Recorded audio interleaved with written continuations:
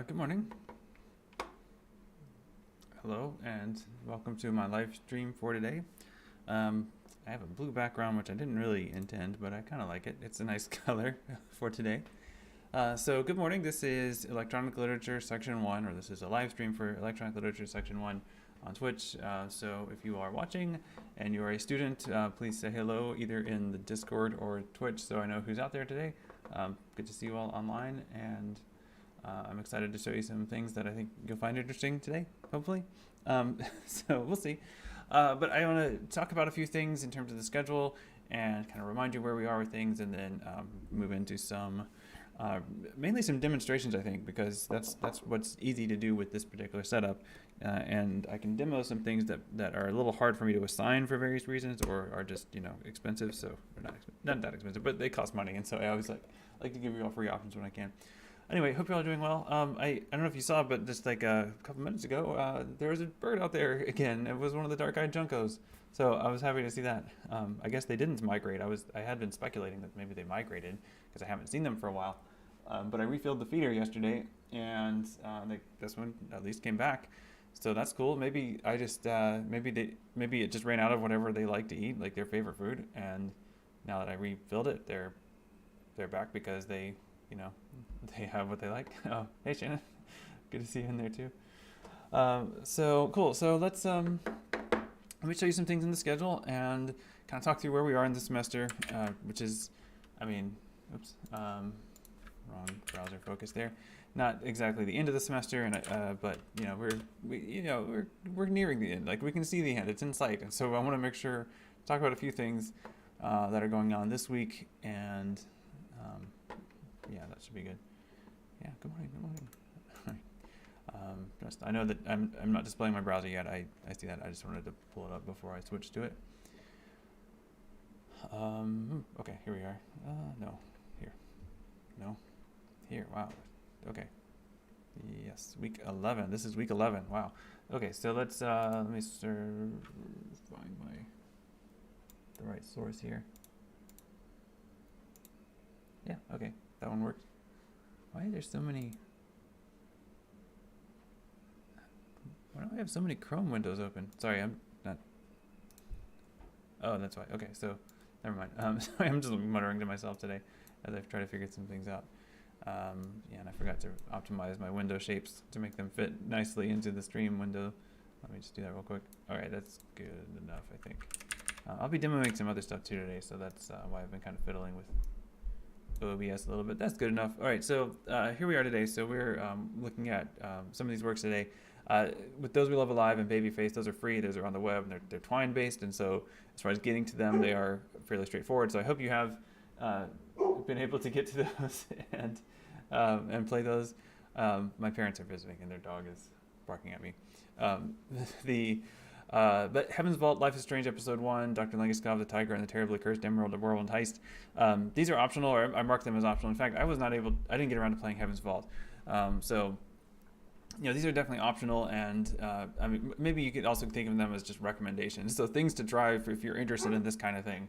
I want to help you all understand and learn more about contemporary interactive fiction, or things that people are doing today that follow the same kinds of emphases and tropes and methods of storytelling that you see in the works we've been studying so far, which are in some ways kind of classic works at this point. And I think especially when we use the terminology from Marie-La Ryan's book to think about different kinds of interactivity, we can recognize it even in these, we can recognize it working in service of narrative in these somewhat mainstream, sort of almost like AAA games like Heaven's Vault, Life is Strange. So these are things that we can see if we start thinking about that terminology and start seeing it. We will start seeing it rather in different places. So anyway, that's what we're doing right now. So for Wednesday, I got one more homework assignment for you for this unit, just a standard homework with the standard options. I really recommend the Discoveries version of this, and the Discoveries doesn't have to be like find something in the ELIT, in one of the ELO collections or ELMSIP, although those are great resources. It can also just be something you found and played and you thought was interesting through the lens of electronic literature. So there are several video games you might have played or or be aware of that you think are interesting in this way. So that'd be a great way to use that, or to complete that homework if that's something that makes sense to you. Otherwise, also I would like to make sure you finish Electronic Literature Chapter 4. So it's not assigned as an assignment in Perusall, but it's available in Perusall.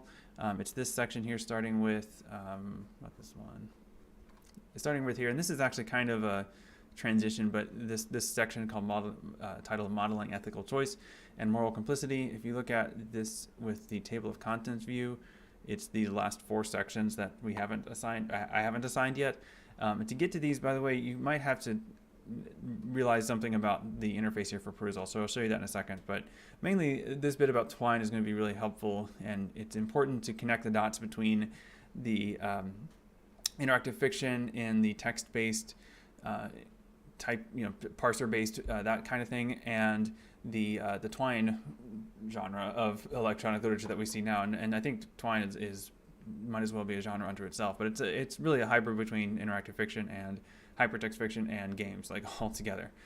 So it's a pretty interesting set of things that people do, and there are several really interesting examples mentioned here. A couple of these that I wanted to show you today, but there are certainly others, and you may discover them in your own looking around, and many of you have, and you've shared them in the discoveries already. But keep doing that. That would be great. Okay, so let me show you the thing that might be a little tricky about Perusall, and I hope this will make sense. But if you are looking for this to read it, you might look at this and think, oh, this is chapter 4, and you can go here and you can click on it. But what's kind of weird is that this is actually not the chapter itself. This is the assignment that I created for reading the first half of the chapter. So if you click open here, you're going to see it, or you might actually, maybe it does keep going. Yeah, I think it'll end though before you. Yeah, so it ends before the section you haven't read yet. Like you may have read up to here, and then that was what was assigned, and you might think, oh, where the heck is this?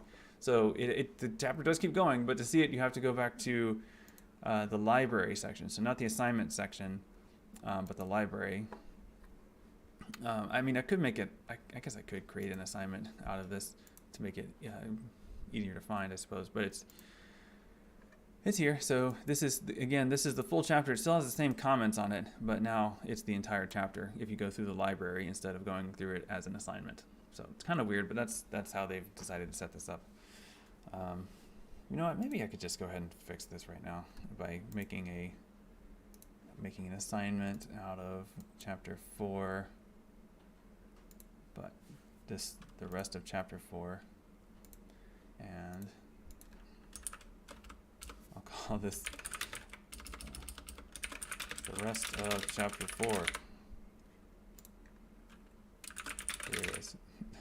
And so this is anonymous and optional, and I'm not going to send you a reminder, but you'll be able to hopefully find it that way. So it's not going to be, I don't care about scoring, so if it does score it, don't worry about it. But like that's you could do this for so you could annotate this for homework too if you'd like to do that option among the standard set of options that we do. Okay, but that's hopefully helpful to find it if you need it. So never mind about that whole thing about the library, like it's right here, but either way still works too. All right, cool. So let's see. What else? Oh yeah, so the other thing obviously going on this week is a quiz on Friday. It'll be the same deal. So we will spend some time on Wednesday going over it, preparing for it, and coming up with sample essay questions, and then it'll be available online immediately after class, and then through Friday. So we'll have a chance to talk about it and debrief on Friday morning.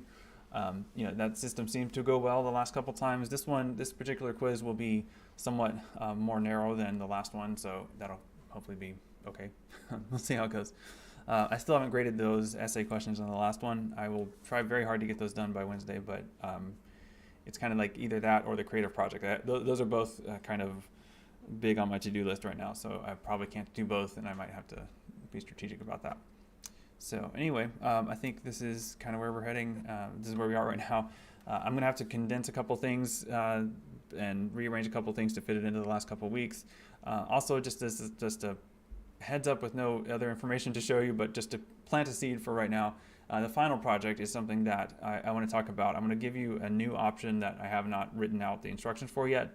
So that's why the assignment isn't published.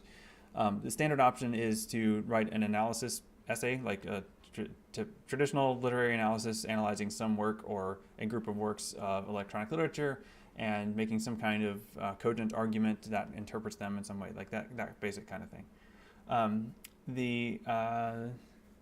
I see Amber's question here about the buffering pausing. I'm not seeing that.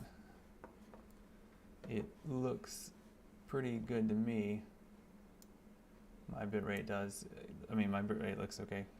Sometimes if you refresh it, it reconnects, and sometimes that makes it go better.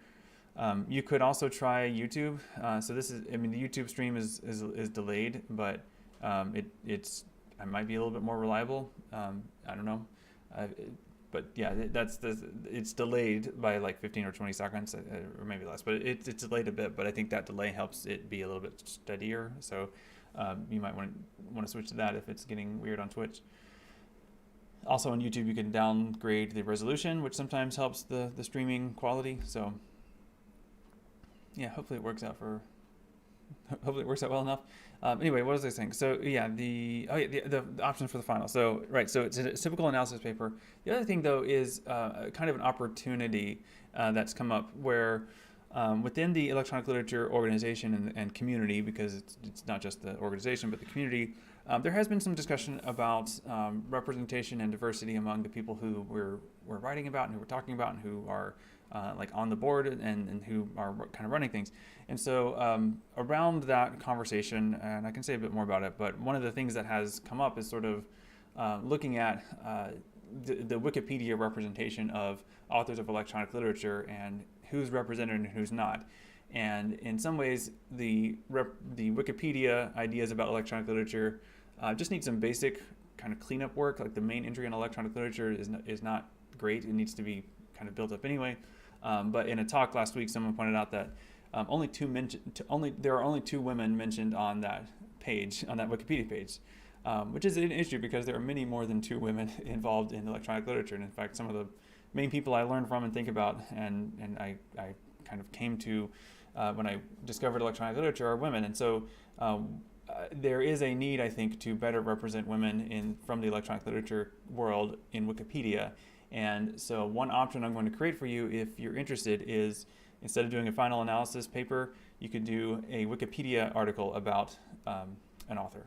And I'll give you a list to choose from, or there might just be an author and we'll kind of talk through different strategies about like how to write a good Wikipedia article and how to make sure how to make it stick, because the issue with new Wikipedia articles is they can often get deleted pretty quickly by administrators if they don't rise to certain thresholds of criteria, one of them being notability of the person being talked about. And since these administrators don't know these people, you have to write the article in a way that demonstrates their notability.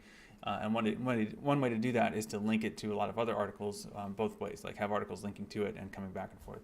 So that's something that I need to write up and think about a little bit, but it's an opportunity, and there's some coordination around that some other groups are working on as well at the same time. So that should be interesting and fun. So, but if you think about that, right? Just as I've been reading and paying attention, I've come up with there is a big master list that Dini Grigar has and of women involved in electronic literature, and it's like 300 people on it. I've just been kind of looking as I've been reading or thinking about or talking to people when I see so it occurs to me to look and check and see if someone has a Wikipedia article. I found two that need work and one that doesn't exist that needs to exist, just in my own kind of casual looking. So I think there's a lot of potential good work to be done in that area. So more to come about that. Okay, so let's get into some interactive fiction. Now, one of the issues with this era when we're talking about contemporary interactive fiction is that we're really talking about the third generation, and that's all of these I think would be examples of the third generation of ELIT, as Leo Flores described it. There are plenty of examples of these, and I just gave you these two as, I don't know, they kind of have a similar, I don't want to say theme, but maybe tone. One thing I didn't realize until I'd already played with Those We Love Alive this morning, I forgot it had audio, so I forgot to plug in my headphones, but I did just now play a few minutes of it to kind of hear different pieces of it. I am curious to hear your reactions to it, and I've seen some of that in your memes about these works. It's an interesting work. It's challenging in certain ways. It's challenging to kind of understand what's going on at first. It's a work of surrealism, I guess, surrealism and body horror. Yeah, I really like the audio, Eli. Once I turned it on, I was like, yeah, this. It gives you, I would love to hear kind of what you think, like what you think the audio does for this, because to me it did something pretty interesting. That's sort of, I kind of feel the same way to some parts of it, and I think there are several interesting interpretations of it. Like I came across this morning, just trying to think about it and understand it. This is a kind of a review essay about it. I'm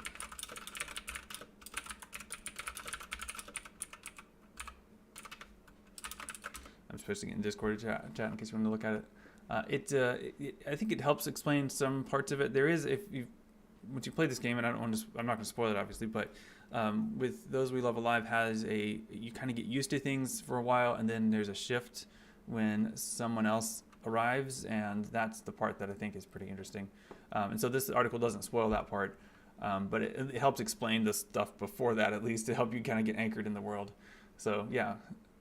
So I see. Gabrielle read that. Yeah. Good. I mean, I found it helpful, and also like there's others too if you just kind of Google it, and it's also discussed in chapter 4 of the textbook. So not in a lot of detail, but it is mentioned. So Babyface is pretty cool too. I think it's interestingly described as a Southern Gothic horror story. It's also something that is a bit more timely in the sense of being something that's thematically like resonant with 2020 and like the year 2020. The idea of wearing masks, and if you notice, there are little details that situate this work in 2020. The narrator arrives at her father's house and puts on an N95 mask, and so that kind of gesture, that kind of moment means something specific in 2020. It means that this is the year of the pandemic, whereas at other times that might mean something different. Both of these games, I'm not going to play through them both right now, just because I don't want to spoil them, but also I want to do other things. They both do pretty clever things with the both audio, as we talked about, or as I mentioned just briefly with Those We Love Alive, but the breathing in Babyface, but also there's a lot of atmospheric sound effects, which I really liked. So the windshield wipers, the rain, the walking, these are different ways that it situates these in some kind of sense of time and space, and you feel like you could be there. So they really become almost an audio drama piece. Both of these works also do interesting things with Twine itself in terms of what you click on and what you see and how things change as you move through it. Sometimes text will change after you click on it. Sometimes there's a really great, I took some screenshots, but I don't have them queued up here. There's a really great moment in Babyface where your character, the narrative character, is approaching Babyface's house, and the description of what she does to get to the front door gets longer and longer as you click on it.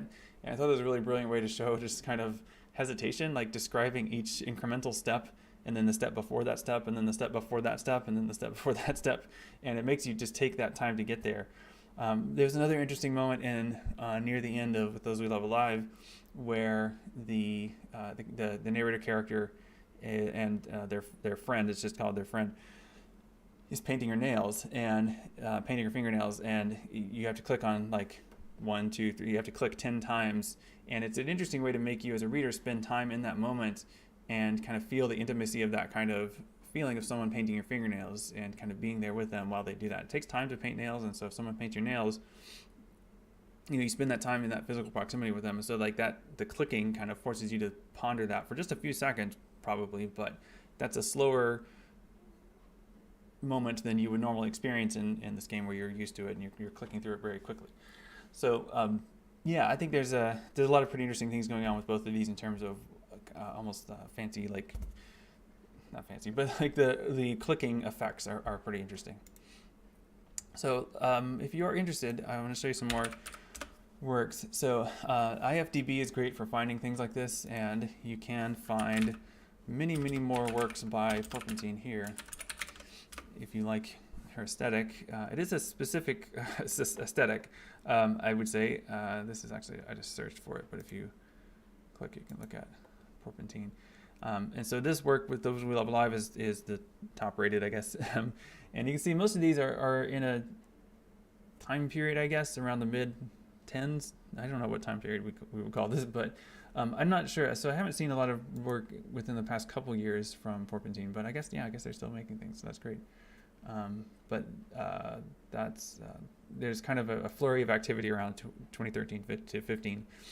I really like a couple of these. The Crystal Warrior Kesha is very funny. Let's see. Nostrils of... this one, climbing 208 feet up the ruin wall, is kind of bizarre. So let me show it to you. So leave the tomb behind, and with all your stolen riches, return to the land of the living. Climb. The stone is smooth, sun-warmed. Your fingers sink into the furry tangle of vines. Climb. You leap up the wall. Climb. Your gaze travels along the pink stone and plummets into the deep blue of the sky. Climb. Climb. Sweat. Climb, climb, climb. You haul yourself up another tangle of vines. Climb. So we're climbing, and we have a long way to go, 208 feet. But it's interesting because this graphic changes as you climb, and it's just sort of this zoomed-in view of like pixel art vines, basically. And then you spend a little time kind of figuring out what you are and what you're climbing and where you're coming from, but it emerges kind of gradually, and it's pretty interesting. It's a Twine story that kind of stays in one place and moves you through that one place, as opposed to being an exploration of a maze of different things. And so you can see some really innovative thinking here in terms of what's possible with Twine. It's not so much a choose your own adventure story as it is kind of an interactive, I don't know, poem, game, short story. Interactive in the sense that you have to keep clicking, but your clicks are trivial. You're not thinking about what to click. You're just clicking the same thing, climbing, climbing, climbing. And you can read things or not. Sometimes back works, not in this case though. Over 207 feet. Nice. Wow. Okay, interesting stuff. So yeah, if you're looking for things to discover, here's a bunch, and these are all pretty interesting, and some of them you may find bizarre in a way that's upsetting. I don't know, but they are pretty intense. There's a kind of energy behind these works that I think many people really find compelling. So check that out if you are interested in this kind of thing. Again, well, I'll just go ahead and put this in the Discord. So much more by Propenteen.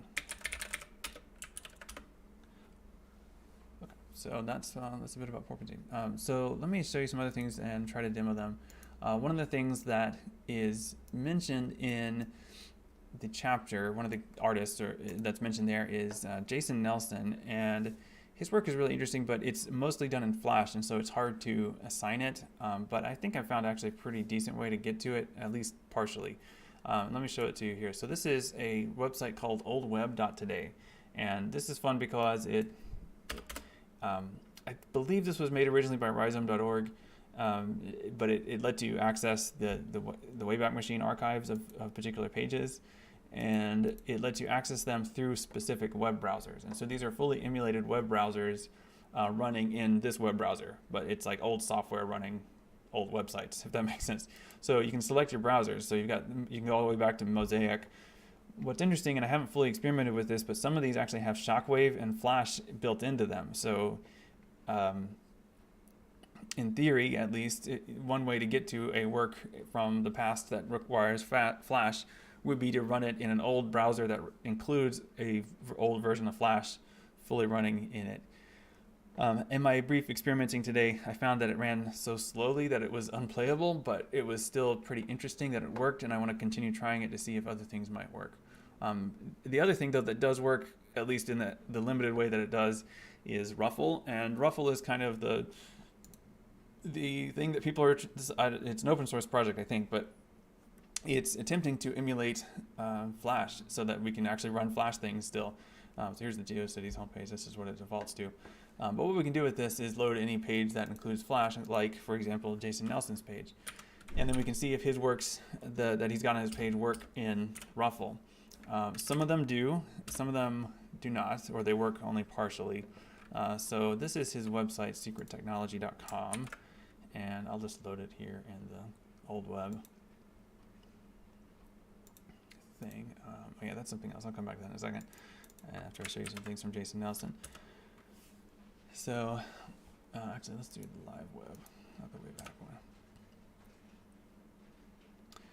And the main one that I think is discussed in the chapter is game, and again game, which is right here from 2008. I believe this works okay.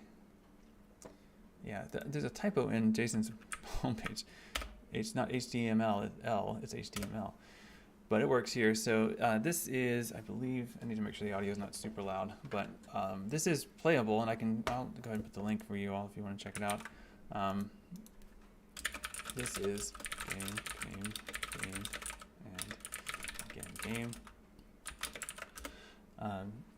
There was one pretty important thing missing from this emulated version of it, and I can tell you where it is and describe it, but you're really not getting the full experience until, and I think this is just a gap in what Ruffle is capable of doing, maybe, or it could be a problem with the hosting because it loads external video files at certain points. So as it says here, when you see the video proof. So let me see how the audio sounds. I don't want to make it too loud for you. That's not too bad. It's pretty aggressive sounding, but that's all right. Yeah. So you move by using the arrow keys and the space bar. I have to click here for focus. There we go. And then you see all this text pop up. You could try to read all this text. I don't think it's that illuminating, but you certainly can. It's more like texture, and I think Jason Nelson, I think, is a digital poet, really. And so, if you read this as poetry, that doesn't necessarily, you don't have to like take in and parse and try to explain all the words, but seeing them as sort of, it's like text as texture almost, especially for this page. And I say page, there's definitely a documentary status to this, like the idea of like the way that it looks is meant to mimic, or I think whatever it's intended to do, what it accomplishes is it looks like somebody scribbled this on paper and then made it interactive. And so this idea of like Jason scribbling is something you see here as you think about what this thing is that you're evaluating. This is the part that doesn't work, the video proof. And these are little film clips that pop up and they play. They're a minute or two long for each level. And sometimes I think they're like old home movies of his. Sometimes it's just him talking to the camera. This is another level. Each level kind of has a theme. This is Oxygen is Regional. Well, that's the title anyway. This is the real estate agents. You can see there's kind of a thing going on here. These are like real estate listings. And this whole like glitchy, messy look, I think sometimes people see this and they misinterpret it as like bad, like it's just lazy or something. But I can tell you, like I've done a little bit with Flash. This takes effort. Like this is something that Jason Nelson sat down and thought about and created very intentionally. And so this is not just like badly made or whatever or garbage. Like it takes a lot of work. This is the only level that I think is actually a little bit hard. It has a bit of a trick to it. You have to start moving just before to be able to fall on it. But in terms of gameplay, it's a straightforward platformer. It's just the imagery is really strange, and then there's text among all the imagery. So it's a pretty cool game. I like it a lot. Let me show you another one that I think is also a good example of his work, but also possibly a better explanation of this. So this is I made this, you play this, we are enemies. So when Jason created game, and again game, this is the mid-aughts, the late aughts. So if you remember back then, I don't know if you remember back then, but a big thing back then were the different Flash arcade websites, different websites that would have just like thousands of Flash games on them that you could play. And so Jason would publish game, and again game on those, and get all kinds of reactions from people who weren't expecting to see something like that amidst their other Flash games that they were playing. And so this work, I made this, you play this, we are enemies, is kind of a response to people's responses to game, and again game. And so what he does is kind of take different websites and turn them into playable game levels. Yeah, the sound effects are pretty harsh. I've got the sound down kind of, but you can see a lot of the same aesthetics as the first one, but if you look at the background, this is no longer just a page that he scribbled on. This is Google. So it's sometimes hard to tell what you can land on and what you can't. Smooth brands. Let's see if I can get to the end. Yeah, the video doesn't work here either. Oh, it kind of works. That's interesting. There should be a video displayed in that little window there, but it doesn't work. So maybe that's part of it. We're trying to go follow the arrow.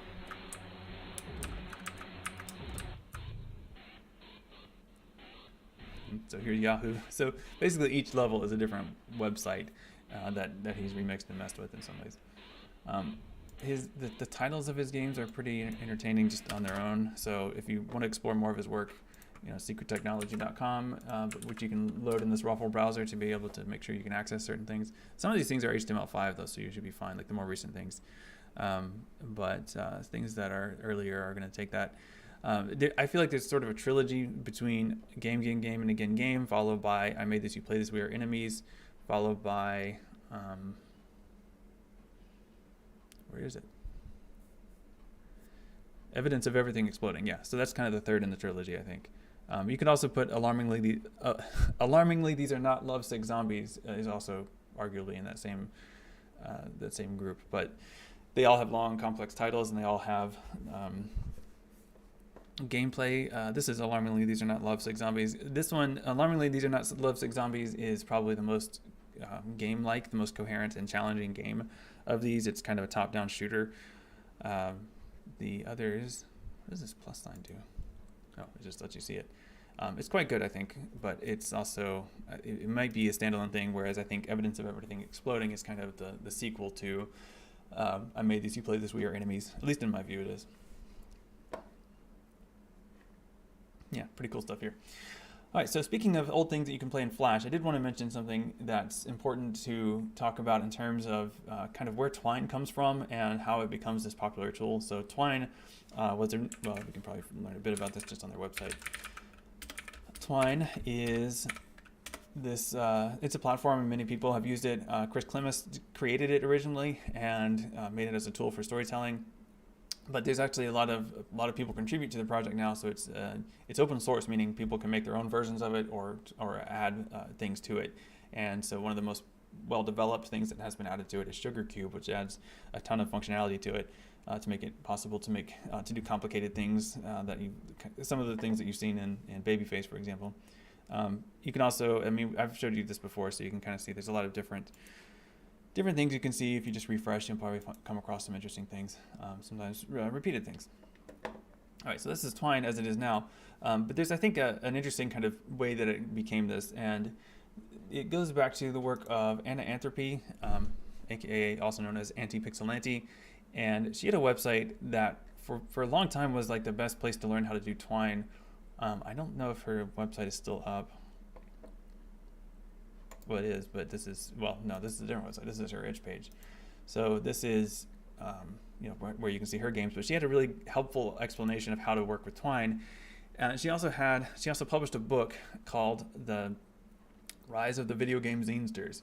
And she made this argument and really almost an activist kind of case for Twine as a kind of grassroots indie punk kind of DIY game engine, like a thing that anybody can make a game with, and so anybody should, and everybody should. And that was kind of the message of that work, is that we should all be making games.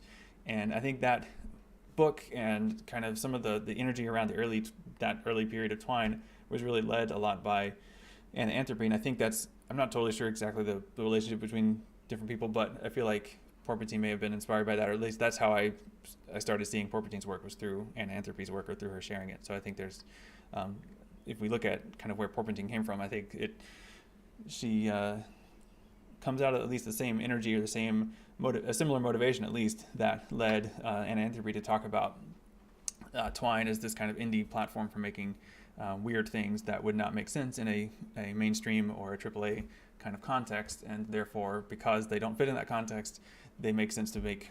They should be made. Somebody should do it, because we want to get rid of that context. We want to tear it down. So that's that's some interesting things. And Anna Anthropy is a game designer and educator now, I think. But the the thing that she was well known for early on, and then kind of I guess early days of art games and interesting games. She made this game called Dysphoria, and this is the same kind of thing. Like it's a Flash game, so it doesn't work exactly right. I think at least I was having a hard time getting it to work, but we can load it here at the oldweb.today. Let's see. We have to do this version of it. Yeah, there it is. And it is a Flash game. It was hosted on this site called Newgrounds, and you may not be familiar with Newgrounds. It's one of these, like I said earlier, like one of these archive, like Flash places that people just dump their random Flash stuff.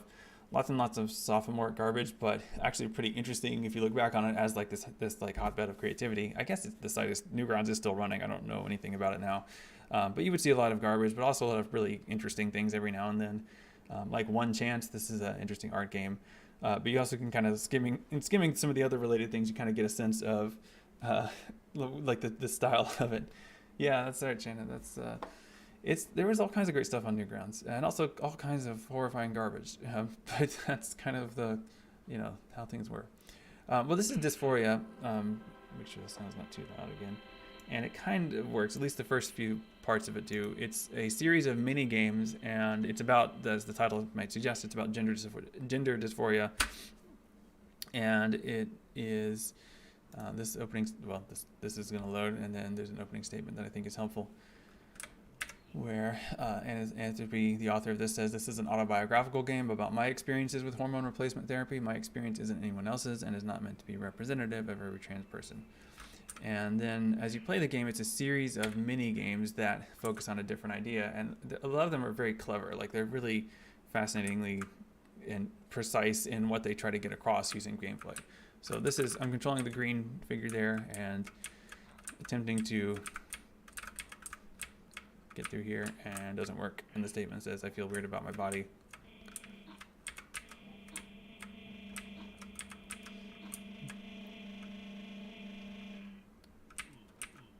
So this is several of these mechanics are they don't work, or like the level is not solvable, but it presents an interaction as though it is solvable, and it makes you wonder why not. Basically, this is a level I can't get past, and I think it just doesn't work. Normally, it used to be you would just remove all the stubble, and then you'd go on to the next one, but it seems stuck in the loop. So this could be a problem with the emulator. I'm not totally sure, but there's a lot more after this. It just doesn't seem to work in this emulator. I just want to give you a flavor of this game, and just to kind of help you appreciate Anna Anthropy's importance and interest in helping people learn how to do things with Twine initially, but this is also something that she's known for. All right, so a few more things. Hopefully, I can demo, and we'll see how that goes. I started playing Life is Strange, and it's one of these games I've had for a long time and just never gotten around to it.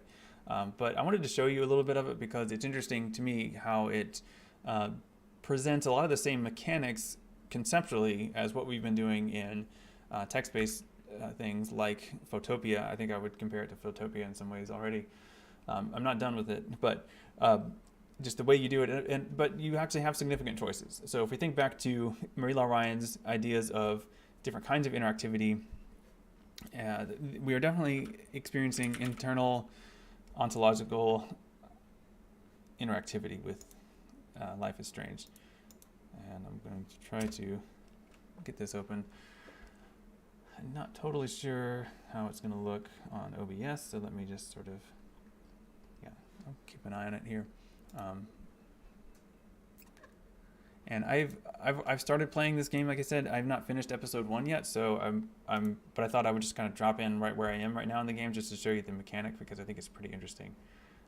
So let me see. That's not there. That didn't work. Okay. How do I keep that running? But can't figure out how to get OBS to pick this up. Let me try something else. I'll make a new scene. I'm sorry, I'm messing around here in this in OBS. I got this working before, but I can't remember what I had to do. Game capture. What is game capture?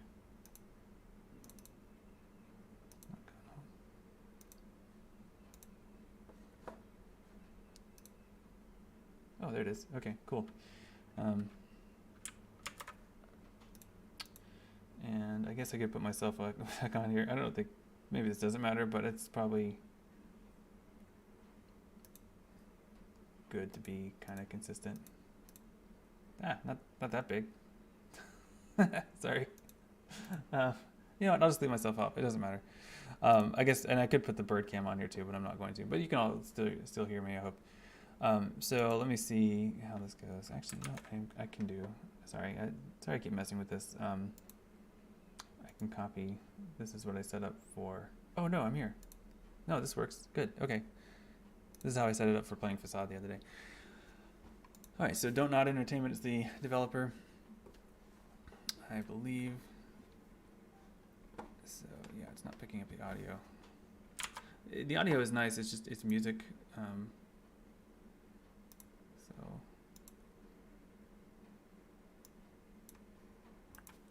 don't know why it wasn't picking that up though. Come to think of it, maybe it's just too quiet. Sorry, I should have set this up ahead of time. Well, it's really just music for now. Oh, there it is. I think it's working now. Cool. Yeah, it's just I can't. I wish I could pop by. I wish I could leave this running and then switch over here more easily than I can. That's good enough. Okay. I'll stop messing with it. I promise. All right, so here we are. So I want to just kind of play, and I got pretty engrossed in it last night. So I think I'm nearing the end of chapter 1 or episode 1. I'm not totally sure though. But our main character is Max, and she has, in my playthrough right now, currently just reunited with her friend Chloe. And there's been a series of strange things that have happened this day. The main strange thing that has happened is that Max has discovered she has the ability to manipulate time. Than the last time you saw it.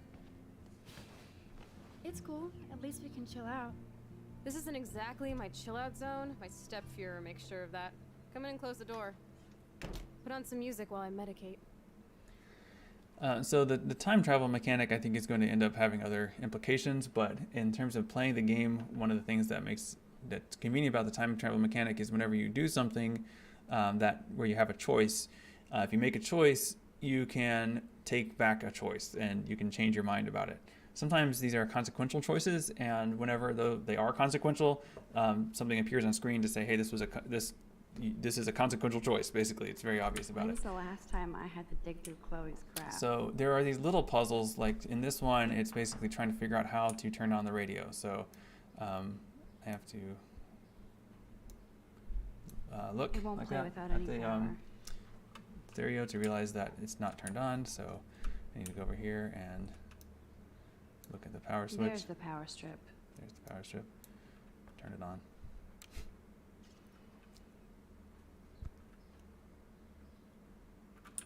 So now I have to spend some time looking around.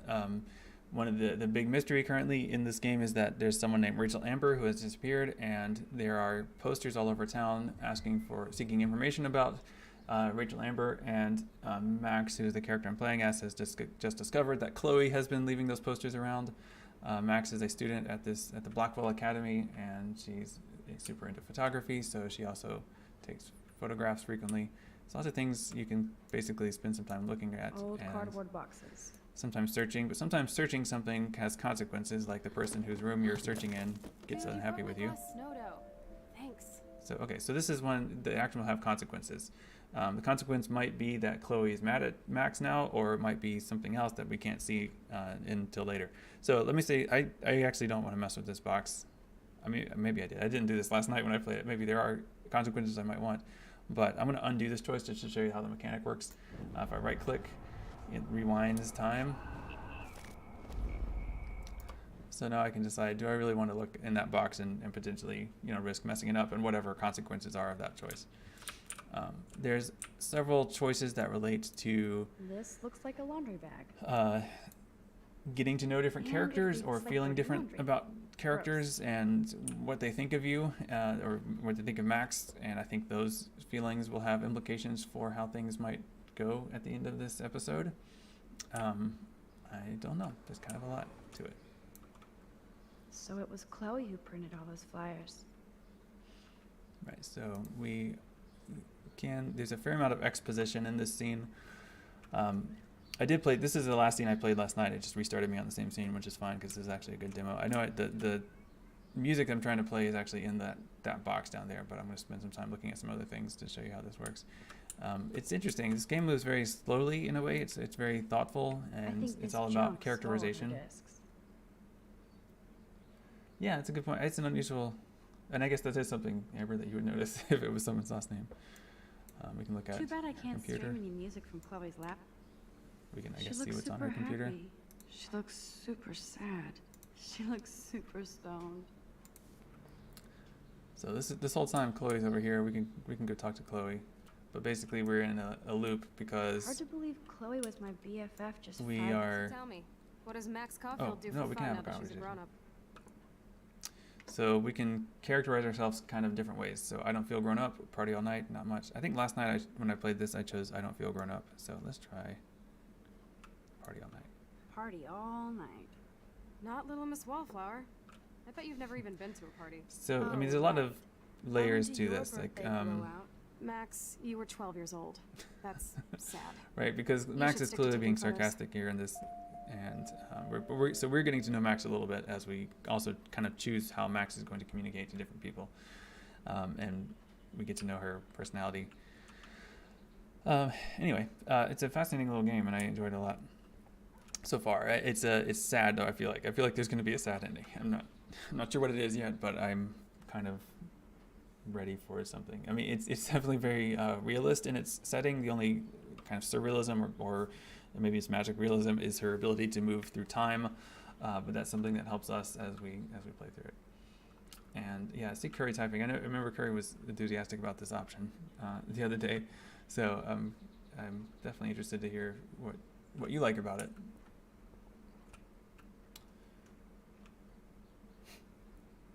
Or if there's something I should look at in this room before I leave this room, let me know. Because there's a lot of things that are possible only if you do certain things in the past. Chloe's And dad built this dresser. Mm.